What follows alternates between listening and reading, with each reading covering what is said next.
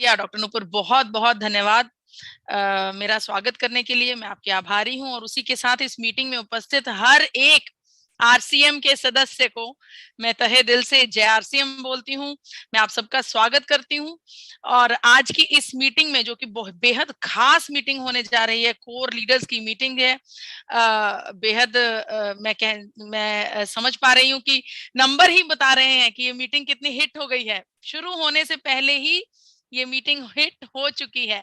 जी हाँ, तो इस मीटिंग की तरफ हम बढ़ने जा रहे हैं इसी उम्मीद के साथ कि मैं कोशिश करूंगी कि आज का जो ये सेशन है, जो लर्निंग सेशन है, इस सेशन को मैं भरपूर जानकारी से भर दूं। जितनी जानकारी मुझे है मैं वो सब आपके सबके साथ साझा कर दूं और अंत में आपको ये एहसास हो कि वाकई में जो समय आपने गामा ओरिजिनॉल को दिया है, जो समय आपने हेल्थ गार्ड टीम को दिया है, एपी ऑर्गेनिक्स के इस एक एफर्ट को दिया है, वो वाकई में आप सबको लगेगा कि भरपूर जानकारी से भरपूर रहा और बहुत ही अच्छा सेशन गया है। मैं अपनी तरफ से हार्दिक अभिनंदन करती हूँ हर बड़े कोर लीडर्स का जो इस मीटिंग में उपस्थित हैं।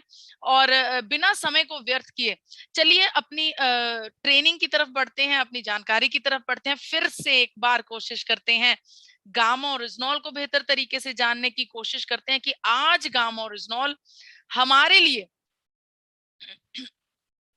क्या लेकर आया है। आज गामा ओरिजिनॉल आई एम सॉरी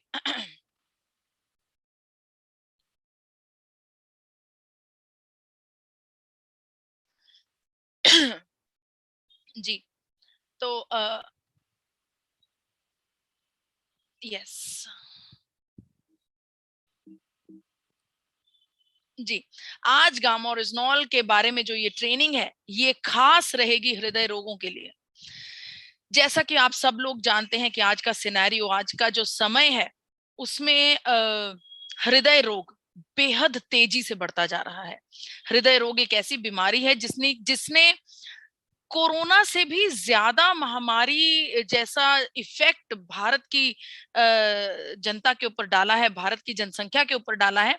हालांकि हम सब लोग जानते हैं कि भारत डायबिटीज का राजधानी बन चुका है, लेकिन अगर इस बीमारी को नजरअंदाज कर दिया गया, अगर इस बीमारी की तरफ खास ध्यान न दिया गया, तो आने वाले भविष्य में भारत हृदय रोग की भविष्य की राजधानी बनने के लिए तैयार हो रहा है। बिल्कुल ये एक अलर्ट है, ये एक घोषणा है, ये एक इमरजेंसी हम बोल सकते हैं कि अगर हमने हार्ट डिजीज की तरफ ध्यान ना दिया, हार्ट डिजीज से होने वाले जो केसेस में बढ़ोतरी है, अगर उसकी तरफ ध्यान ना दिया, तो करोड़ों लोग एक वर्ष में, मात्र एक वर्ष में हार्ट डिजीज से अपनी जान से हाथ धो पाएंगे, धो डालेंगे। देखिए, हार्ट डिजीज पर ये खास ट्रेनिंग को डिजाइन करते हुए हमने बड़े बड़े डॉक्टर्स और रिसर्चर्स से बात की और उसके बाद इस ट्रेनिंग को बेहद बखूबी सिस्टमैटिक तरीके से डिजाइन किया गया है। सबसे पहले आपको ये बताएंगे कि हार्ट डिजीज के कारण क्या है, मेन कारण जिनका इफेक्ट हार्ट डिजीज हो सकता है, वो कौन से कारण है। फिर उनका इलाज बताएंगे, उनका हल बताएंगे, उस समस्या का समाधान भी आपको बताकर जाएंगे। देखिए, आप सबसे आग्रह करती हूँ कि पेपर नोट पेन आप अपने साथ रखिए ताकि आज की इस खास मीटिंग के हर एक इंपॉर्टेंट पॉइंट्स को आप नोट कर पाए। जी हाँ, बढ़ते हैं हृदय रोग की तरफ। देखिए, हृदय रोग के बारे में जब जानकारी इकट्ठी करनी शुरू करी, बड़े बड़े डॉक्टर्स और रिसर्चर्स से हमने बातचीत करी, तो इसके मेन 5 फैक्टर्स निकलकर सामने आए। सबसे पहला फैक्टर है एबनॉर्मल कोलेस्ट्रोल। हमारे शरीर में जब कोलेस्ट्रोल का जो लेवल है वो एबनॉर्मल हो जाए, बुरा कोलेस्ट्रोल बढ़ जाए और अच्छा कोलेस्ट्रोल कम होने लगे, तो इसको मेडिकल भाषा में डिसलिपिडीमिया भी कहा जाता है। सबसे पहला और सबसे बड़ा कारण हृदय रोग का है कोलेस्ट्रोल का जमाव।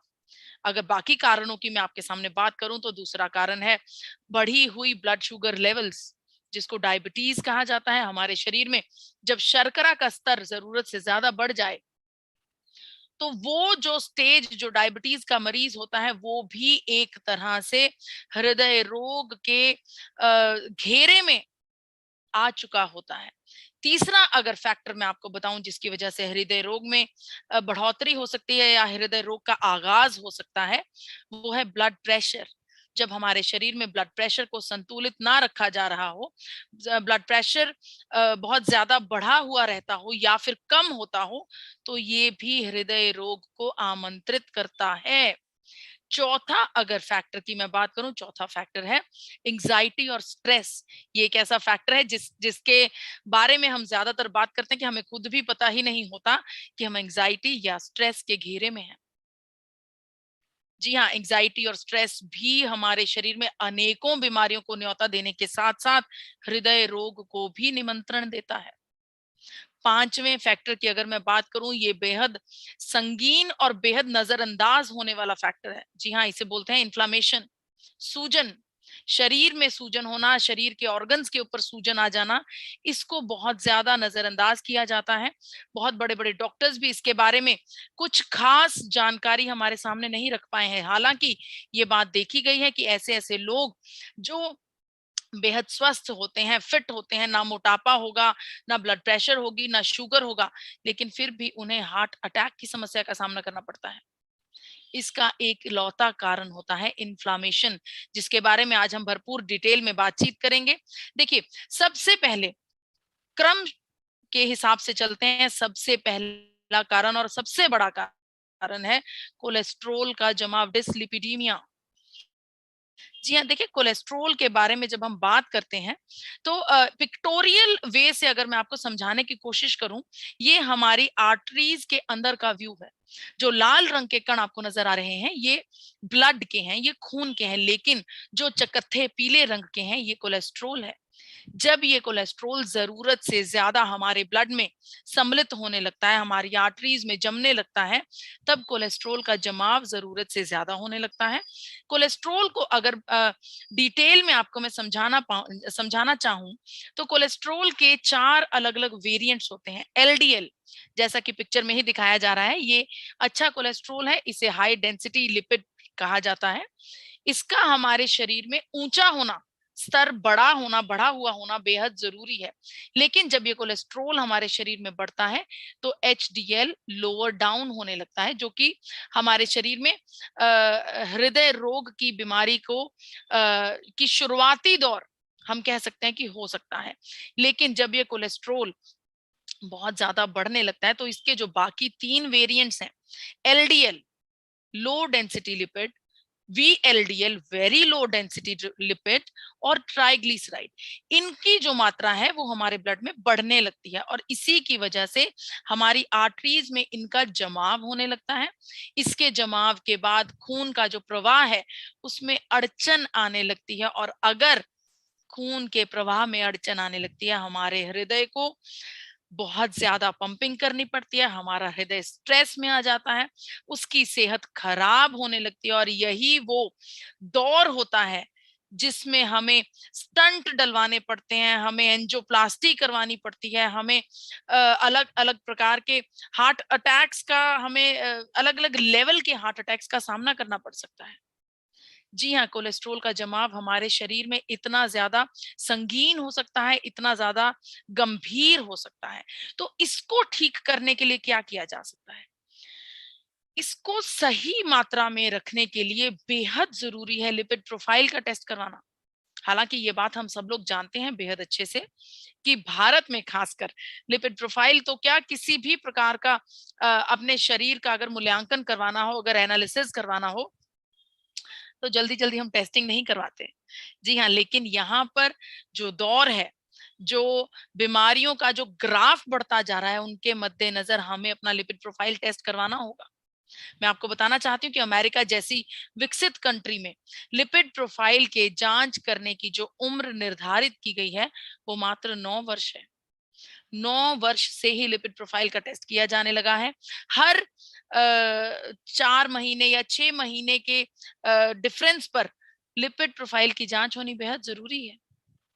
देखिए, लिपिड प्रोफाइल की जांच क्यों करवानी चाहिए, इसका कारण ये है कि जो कोलेस्ट्रॉल है वो हमारे शरीर में बचपन से ही जी हाँ, बचपन से ही जमने लगता है। हमारी धमनियों में, हमारी आंतों में कोलेस्ट्रॉल का जमाव जब बचपन से शुरू होने लगता है, ये दिक्कत हमें 40 के पार, 35 के पार आकर देता है। तो बेहद ज़रूरी है कि हमें अपना लिपिड प्रोफाइल जाँच करवाना चाहिए। हमें अपने कोलेस्ट्रॉल लेवल्स की सही मात्रा पता होनी चाहिए ताकि हम उसके लिए सही कदम उठा सकें। हम अपने कोलेस्ट्रॉल लेवल को कंट्रोल कर सकें। देखिए, अगर आंकड़ों की मैं बात करूं तो आपको बेहद दुखी हृदय से मुझे बताना पड़ रहा है कि हर एक 33 सेकंड में, यानी कि हर आधे मिनट में भारत में एक इंसान अपनी जान खो रहा है हार्ट अटैक्स के चलते। और इसका अगर मेन कारण की मैं बात करूं तो मेन कारण कोलेस्ट्रॉल का जमाव है। अगर टाइम्स ऑफ इंडिया की इस रिसर्च के बारे में मैं आपको बात बताऊं तो इसमें क्लियर शब्दों में लिखा हुआ है कि भारत के 80% भारतीय, जी हाँ, यानी कि अगर हम 1000 लोग इस समय जूम पर इस मीटिंग को अटेंड कर रहे हैं तो तकरीबन तकरीबन 700 से 800 के करीब लोगों का लिपिड प्रोफाइल बिगड़ा हुआ हो सकता है मैं भी उनमें से एक हूं, लेकिन मैं जांच करवा चुकी हूँ। जी हाँ। तो देखिए, जरूरी समझना ये है कि अगर 80% भारतीयों का लिपिड प्रोफाइल बिगड़ा हुआ है तो हमें जांच करवा लेने में, उसको एक तरह से निर्धारित कर लेने में कोई मुझे नहीं लगता कि इसमें कोई दुष्प्रभाव है या फिर हमें कोई इसका साइड इफेक्ट हो जाएगा। जांच करवाना चाहिए। 72-70 से ऊपर प्रतिशत लोगों का गुड कोलेस्ट्रॉल कम हुआ हुआ है, एचडीएल। देखिए, बुरा कोलेस्ट्रॉल का बढ़ना और अच्छे कोलेस्ट्रॉल का कम होना दोनों बराबर अदा करते हैं आपकी हृदय के सेहत में। दोनों चीजों का कंट्रोल में होना बेहद जरूरी है। देखिए, कोलेस्ट्रॉल को कंट्रोल करने के लिए जो अभी भी कोलेस्ट्रॉल की समस्या से जूझ रहे हैं या जिनके परिवार में कोई ऐसा सदस्य है जिनका कोलेस्ट्रॉल बढ़ा हुआ होगा, वो मेरी बात से काफ़ी हद तक काफ़ी हद तक मेरी बात से मेरी बात को सही मानेंगे कि ज़्यादातर लोग स्टैटिन का इस्तेमाल करते हैं कोलेस्ट्रॉल लेवल्स को कंट्रोल करने के लिए। स्टैटिन एक ऐसी दवाई है जिसका बहुत ज़्यादा उपयोग भारत में किया जाता है। करोड़ों लोग स्टैटिन का उपयोग कोलेस्ट्रॉल लेवल्स को कंट्रोल करने के लिए करते हैं। लेकिन साथ ही साथ डॉक्टर्स को भी पता है, कंपनीज को भी पता है और मरीजों को भी पता है कि स्टैटिन का इस्तेमाल करने से उनके शरीर में अनेकों दुष्प्रभाव हो सकते हैं। मेमोरी लॉस हो सकता है, मसल डैमेज हो सकते हैं, किडनी पर इफेक्ट हो सकता है, यहां तक कि आपको डायबिटीज का मरीज भी बना सकती है ये स्टैटिन। इतने ज्यादा दुष्प्रभाव होने के बावजूद भी करोड़ों लोग स्टैटिन का इस्तेमाल करते हैं। तो जरूरत है इस समय एक नेचुरल और प्राकृतिक हल ढूंढने की। इस समस्या का ऐसा हल ढूंढने की हम कोशिश करेंगे कि किस प्रकार से हम नेचुरल तरीके से कोलेस्ट्रॉल लेवल को कंट्रोल कर पाए। देखिए, लिपिड प्रोफाइल का जांच करना इसीलिए जरूरी है कि इससे पहले कि हमें लिपिड प्रोफाइल को, हमें अपने कोलेस्ट्रॉल लेवल को कंट्रोल करने के लिए मेडिकेशंस का सहारा लेना पड़े, क्यों ना हम खुद ही नेचुरल तरीके से कोलेस्ट्रॉल लेवल को कंट्रोल करने की कोशिश करें। इसको कंट्रोल करने के लिए कौन-कौन से स्टेप्स आपको मदद कर सकते हैं, वो आपके सामने एक-एक करके मैं रखने जा रही हूँ। सबसे पहला, सही कुकिंग ऑयल का चुनाव। हमारे घरों में बहुत ज़्यादा अलग-अलग प्रकार के तेलों का इस्तेमाल किया जाता है। ज़्यादातर घर ऐसे होंगे जिनके घरों में बदल-बदल कर हम तेल इस्तेमाल करते हैं। कभी सनफ्लावर ऑयल मंगवा लिया, कभी कनोला ऑयल मंगवा लिया, कभी राइस ब्रान ऑयल मंगवा लिया, कभी मस्टर्ड ऑयल यूज करने लगे। क्यों? क्योंकि हमें इसकी सही फॉर्मुलेशन ही नहीं पता, लेकिन हमें जरूरत है एक ऐसे तेल की जिसके अंदर फैट कॉम्पोजिशन बैलेंस्ड हो, जिसका सेवन करने से हमारे शरीर में कोलेस्ट्रॉल लेवल बढ़े ना, कंट्रोल में रहे। और ऐसा एकमात्र तेल, बहुत लंबी टेस्टिंग और बहुत लंबे रिसर्च के बाद एकमात्र ऐसा तेल है जो कि है राइस ब्रान ऑयल। मात्र एक राइस ब्रान ऑयल में ऐसी खास फैट कॉम्पोजिशंस हैं कि जो आपका कोलेस्ट्रॉल लेवल बढ़ने नहीं देती। और तेल एक ऐसी हमारा इंग्रेडिएंट है जिसको आम घरों में दिन में 3 से 4 बार हर रोज इस्तेमाल किया जाता है।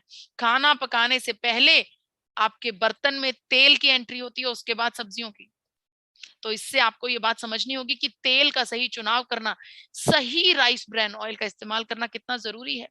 इसके अलावा फाइबर रिच फूड्स का इस्तेमाल करना, बार बार बताया जाता है कि फ्रूट्स का सेवन कीजिए, वेजिटेबल्स का, कच्ची सब्जियां खाइए, फल खाइए, हरी सब्जियां खाइए। इसके अलावा दालों का, होल ग्रेन फूड्स का, ग्रेन्स का इस्तेमाल कीजिए ताकि आपके शरीर में कोलेस्ट्रॉल का जमाव ना बढ़े।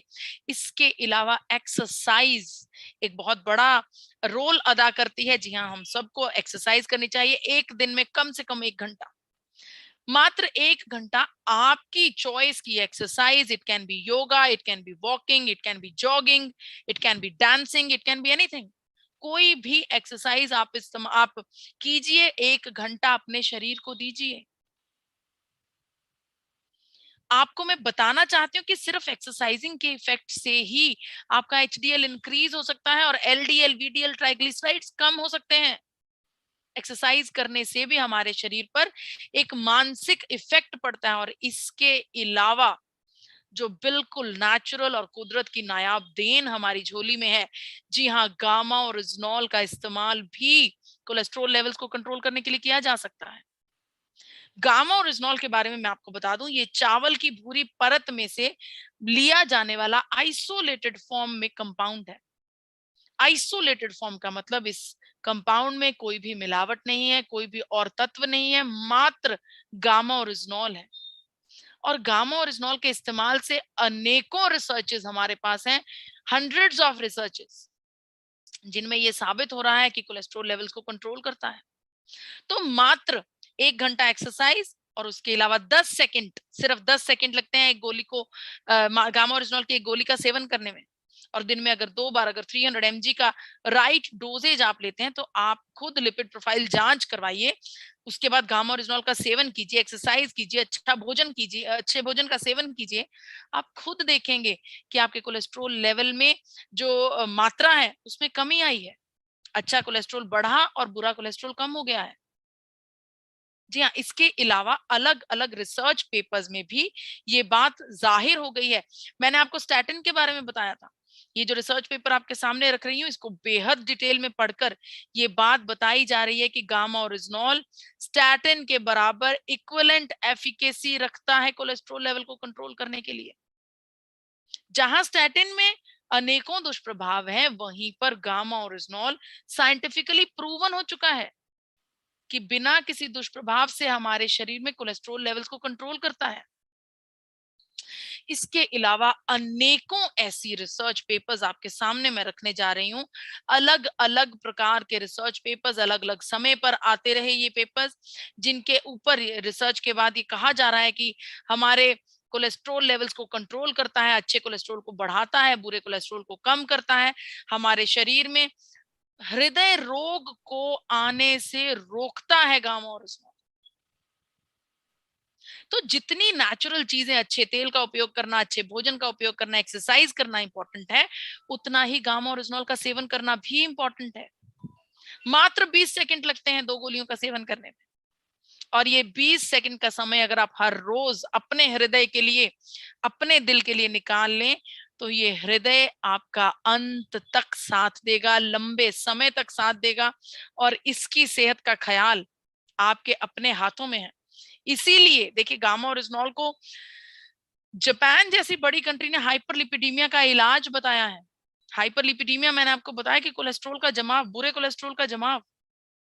जापान ही नहीं, अमेरिका जैसी बड़ी कंट्री ने भी गामा ओरिजिनॉल को हाइपोलिपिडेमिक एजेंट बताया है। यानी कि ये बड़ी बड़ी कंट्रीज ये दावा करती हैं कि गामा ओरिजिनॉल का सेवन करने से हमारे शरीर में कोलेस्ट्रॉल लेवल्स को कंट्रोल किया जा सकता है। इन सब के चलते अब भारत सरकार ने भी न्यूट्रास्यूटिकल होने का दर्जा गामा ओरिजिनॉल को दिया है। जी हाँ, भारत सरकार ने भी रजिस्टर कर दिया है गामा ओरिजिनॉल को एक न्यूट्रास्यूटिकल के तौर पर।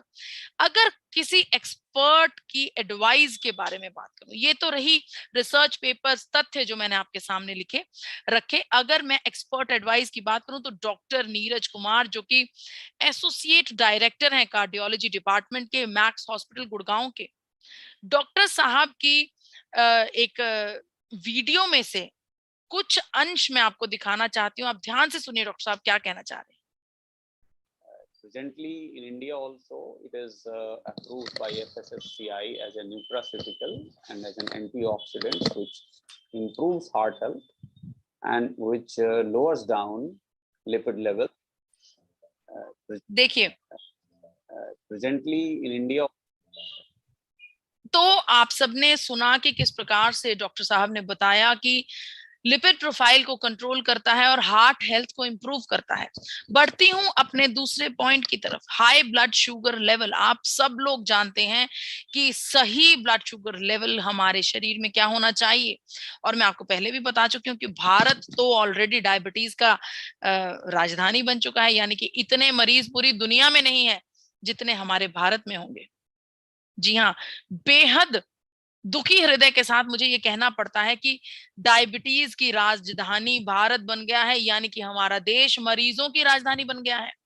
हमें इसे पलटना होगा, हमें इन स्थितियों को, इन सिचुएशंस को टर्न बैक करना होगा। देखिए, डायबिटीज इतनी गंभीर बीमारी है कि आपने खुद अनेकों अपने दोस्तों, मित्रों और प्रियगणों को इंसुलिन का सेवन करते हुए देखा होगा। जब हमारे शरीर में नेचुरल तरीके से इंसुलिन नहीं बन पाता, तो डायबिटीज के मरीजों को दिन में 2 बार 3 बार, जितनी बार भोजन करना है उतनी बार सिंथेटिक तरीके से इंसुलिन अपने शरीर के अंदर डालना पड़ता है, ताकि ये इंसुलिन उनके शरीर के प्रोसेसेस को सही चला पाए। इतनी गंभीर बीमारी है डायबिटीज। लेकिन अगर इन सभी मेडिकेशंस और इंसुलिन के चलते भी डायबिटीज कंट्रोल ना हो, तो ये हृदय रोग का कारण बन सकती है। जी हाँ, डायबिटीज दूसरा मेन कारण है हृदय रोग का।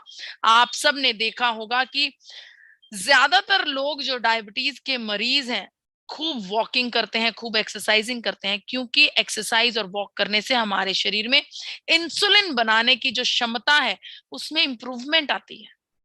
तो बिल्कुल बेहद जरूरी है कि अगर कोई डायबिटीज का मरीज है तो उन्हें अपने जीवन में योगा करना, वॉक करना या फिर हल्की फुल्की स्ट्रेचिंग करना बेहद जरूरी है। देखिए, एक्सरसाइज तो हर एक सिचुएशन में हमें करनी ही चाहिए। इसके अलावा डायबिटीज के मरीजों को उन भोजनों का उपयोग करना चाहिए जिनका ग्लाइसीमिक इंडेक्स कम हो, जैसे कि अन्न जो हम कनक का, जो वीट का हम सेवन करते हैं, उसकी जगह पर बारले या बाजरे का आटे का इस्तेमाल करना चाहिए। ऐसे प्रोडक्ट्स का खाना चाहिए, होल ग्रेन्स को खाना चाहिए जिनका ग्लाइसीमिक इंडेक्स कम हो। फ्रूट्स और वेजिटेबल्स का सेवन करना चाहिए, और इन सब के साथ साथ अगर गामा ओरिजिनॉल का साथ हो जाए तो बात ही क्या है। गामा ओरिजिनॉल भी अपने आप में साबित कर चुका है कि यह हमारे शरीर में ब्लड शुगर लेवल्स को कंट्रोल करता है, हार्ट स्ट्रोक को होने से रोकता है और हृदय रोगों से बचाता है। अगर डायबिटीज के बारे में भी बात की जाए एक्सपर्ट एडवाइस की, तो डॉक्टर नबाजीत के बारे में मैं आपको बताना चाहती हूँ, जो कि बेहद मशहूर कार्डियोलॉजिस्ट डॉक्टर हैं नई दिल्ली से। उन्होंने गामा ओरिजिनॉल का डायबिटीज के साथ जब नाता देखा तो उन्होंने इसके बारे में क्या बताया, आइए सुनते हैं। Gamma oryzanol can help in reversing the effects mediated by diabetes, particularly by increasing insulin secretion and increasing the insulin sensitivity. Gamma तो आपने देखा कि डॉक्टर साहब ने बताया कि गामा ओरिजिनॉल डायबिटीज को रिवर्सिंग में डाल सकता है, रिवर्स कर सकता है। जब ये बात डॉक्टर साहब के मुखारबिंद से हमने सुनी तो हमें एक तरह से हमारे जोश आ गया हम में, और हमने बहुत सी डिटेल देखी, बहुत सी जानकारी इकट्ठी करने की कोशिश करी कि किस प्रकार से gamma oryzanol anti diabetes properties रखता है। और जब इसके बारे में हमने जांचने की कोशिश करी, इसको समझने की कोशिश करी, तो यकीन मानिए पूरा गूगल इससे भरा हुआ है। अलग अलग रिसर्च पेपर्स, अलग अलग थियोरीज ये बात कहती हैं कि गामा ओरिजिनॉल डायबिटीज में मदद करता है, इंसुलिन रेजिस्टेंस को कम करता है और हमारे शरीर में डायबिटीज के लेवल्स को कंट्रोल कर सकता है। तो जिस प्रकार से मैंने आपको बताया कि हाई कोलेस्ट्रोल होने की वजह से हृदय रोग हो सकते हैं, उसके मैंने आपको समाधान बताए, कोलेस्ट्रोल को कैसे कंट्रोल किया जा सकता है। इसी प्रकार से डायबिटीज को कंट्रोल करने के लिए एक्सरसाइज करनी है, ग्लाइसीमिक इंडेक्स जिनका कम हो उन तत्वों का सेवन करना है, और इसके साथ साथ गामा और रिजनॉल का सेवन करना है। तीसरा फैक्टर जो है high blood pressure. High blood pressure को साइलेंट किलर का नाम दिया गया है। जी हाँ, साइलेंट किलर का नाम दिया है क्योंकि ये एक ऐसा समस्या है, ये एक ऐसा रोग है कि जो देखते हमारे शरीर को अंदर से खा जाता है। जी हाँ, देखिए हाई ब्लड प्रेशर और लो ब्लड प्रेशर की जो ये न्यूमेरिक्स हैं, जो ये नंबर्स हैं, आपको बेहद खूबी से आप जानते हैं कि नॉर्मल ब्लड प्रेशर 80 और 120 होता है, 80/120। लेकिन अगर ये ब्लड प्रेशर कम या ज्यादा हो तो ये हमारे शरीर के लिए खतरा बन सकता है, हमारे हृदय की सेहत के लिए खतरा बन सकता है, हमारे हार्ट डिजीज पैदा कर सकता है, हृदय फेलियर, हमारा हार्ट फेलियर यानी कि हार्ट अटैक की संभावनाएं बना सकता है, यहां तक कि हमें स्ट्रोक्स भी आ सकते हैं इस ब्लड प्रेशर की वजह से। तो इस ब्लड प्रेशर को कंट्रोल करने के लिए ज्यादातर ये देखा गया है कि हर ब्लड प्रेशर, जो हाई ब्लड प्रेशर के मरीज हैं, उनको कहा जाता है कि नमक का सेवन कम कर दीजिए, अपना वजन कम रखने की कोशिश कीजिए, अगर ज्यादा है तो उसे कम कीजिए। इसके अलावा स्मोकिंग और ड्रिंकिंग, जी हाँ, शराब और सिगरेट के सेवन से दूर हो जाइए। और पांचवा जो पॉइंट है वो हर एक बीमारी में, अगर कोई भी समस्या नहीं है तब भी ये हमेशा लाजमी हम सबके जीवन के लिए, वो है एक्सरसाइजिंग।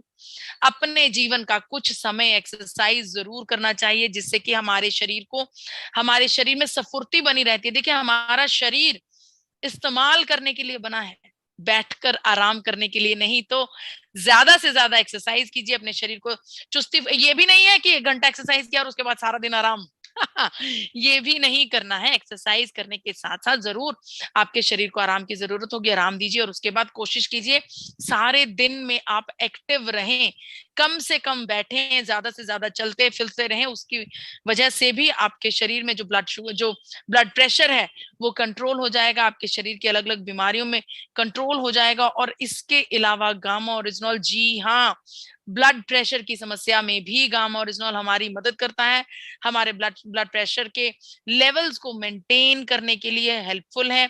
अलग अलग रिसर्च पेपर्स आपके सामने रखने जा रही हूँ, अलग अलग समयों पर गामा ओरिजिनॉल के बारे में जो रिसर्च सामने आई, उनसे ये बताया जा रहा है कि गामा ओरिजिनॉल हमारे शरीर में सिस्टोलिक और डायासिस्टोलिक ब्लड प्रेशर्स को कंट्रोल करता है, यानी कि ऊपर वाला और नीचे वाला 180/120 जो ब्लड प्रेशर होता है, दोनों ब्लड प्रेशर्स को कंट्रोल करने की क्षमता है गामा ओरिजिनॉल में।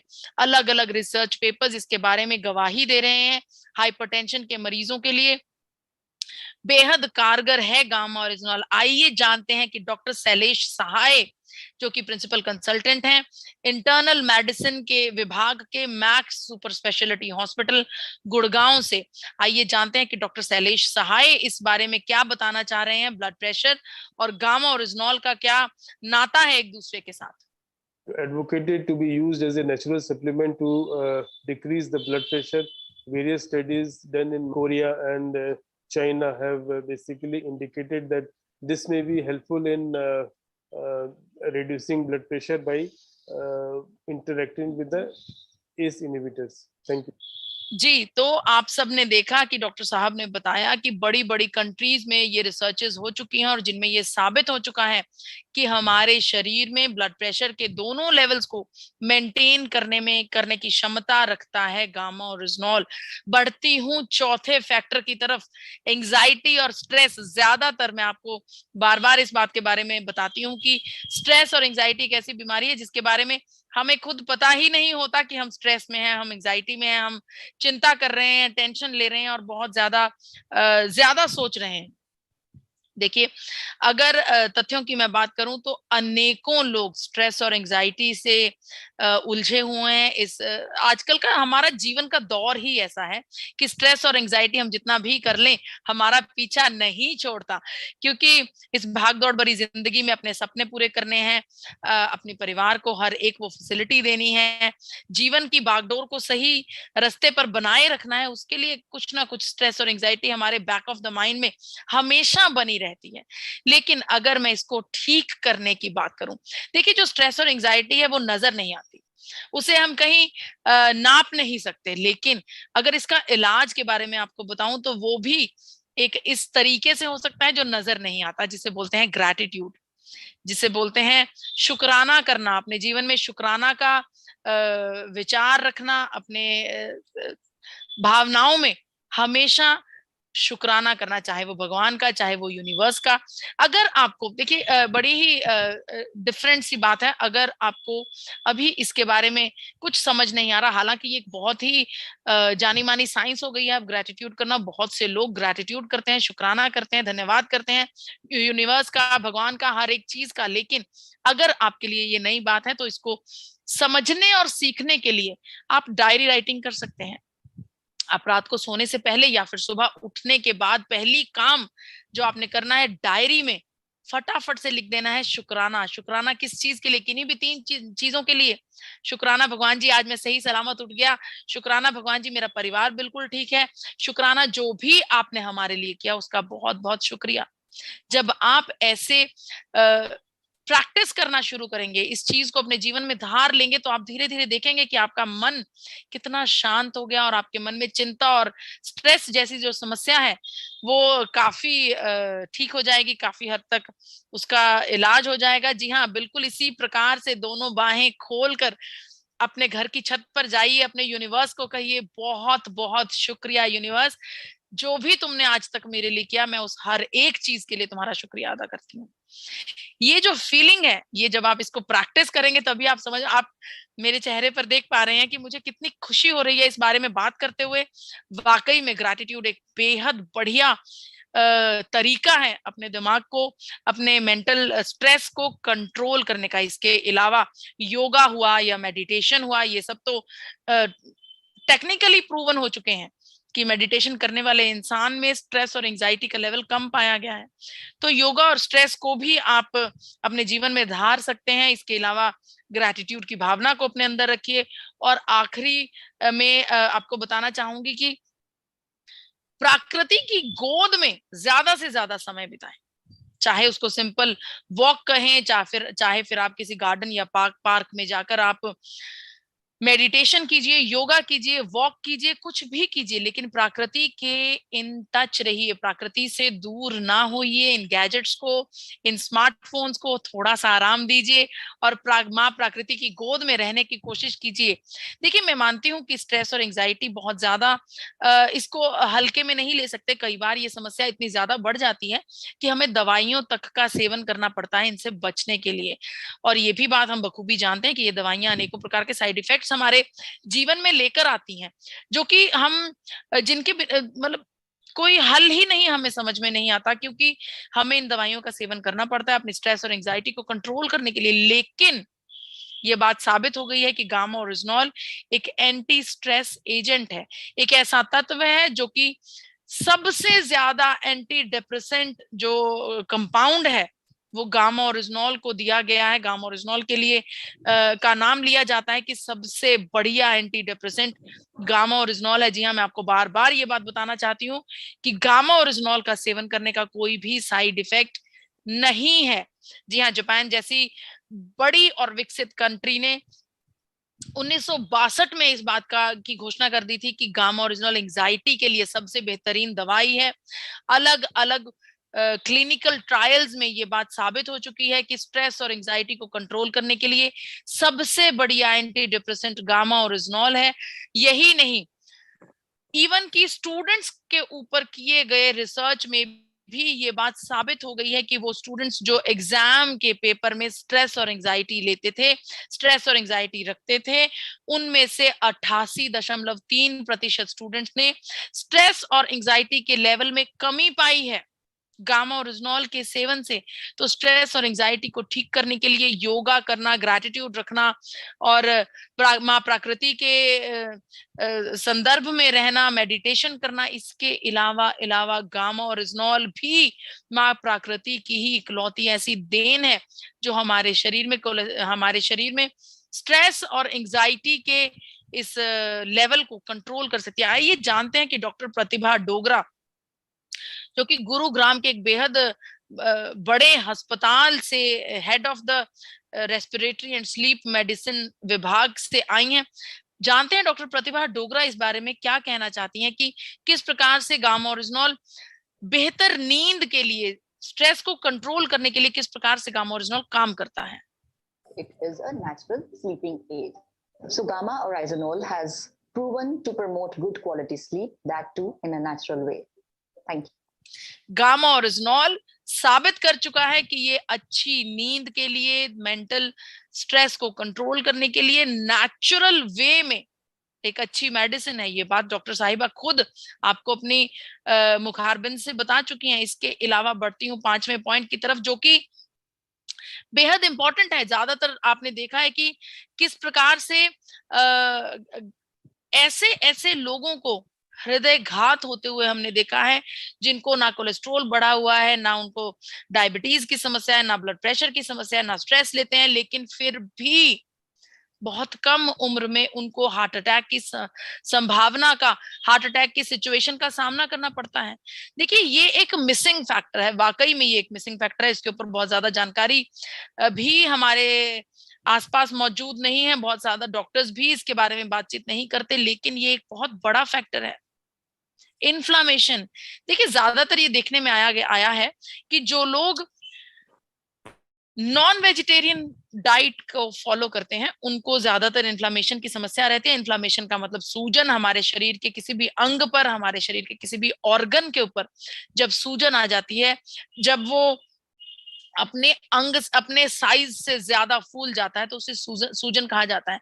इसको कंट्रोल करने के लिए ज्यादातर प्लांट बेस्ड डाइट का सेवन करने की सलाह दी जाती है। हरी सब्जियां, कच्ची सब्जियां, फल, फ्रूट और ये सब चीजों का सेवन करने की सलाह दी जाती है। इसके अलावा इंटरमीडिएट फास्टिंग भी इसमें एक बहुत बड़ा रोल अदा करती है। जी हाँ, इंटरमीडिएट फास्टिंग का मतलब है कि आप अपने खाने के सिस्टम को इस प्रकार से डिजाइन कर लीजिए कि आप 24 घंटों में 12 से 16 घंटे आप उपवास रखें, आप भूखे रहें। आप शुरुआत 12 घंटे से कर सकते हैं, फिर धीरे धीरे करके इसको 14 और 16 घंटे तक ले जाइए।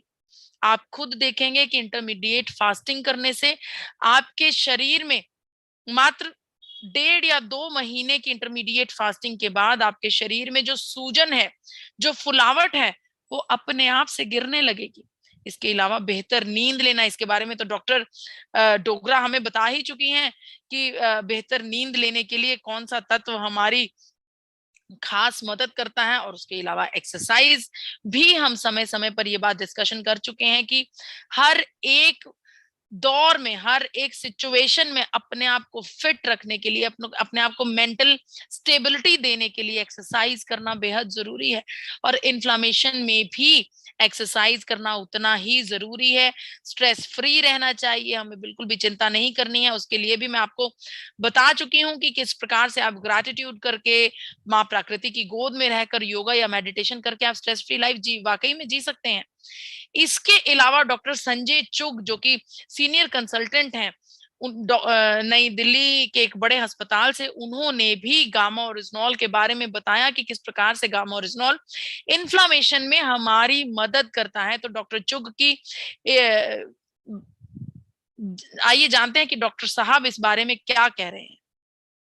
Just a moment. A new kid in town, or a new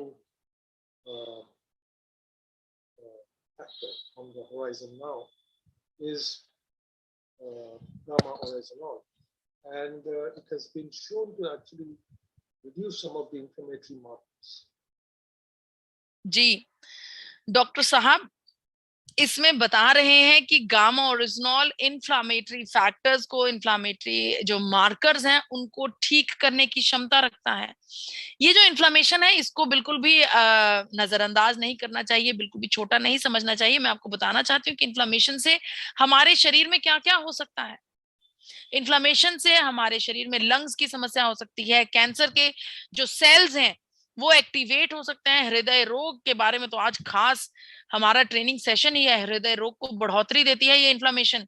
इसके अलावा अल्जाइमर्स, न्यूरोलॉजिकल समस्याएं, एरिथराइटिस, ऑटो इम्यून डिजीज या फिर डायबिटीज तक को न्योता देती है ये इन्फ्लामेशन।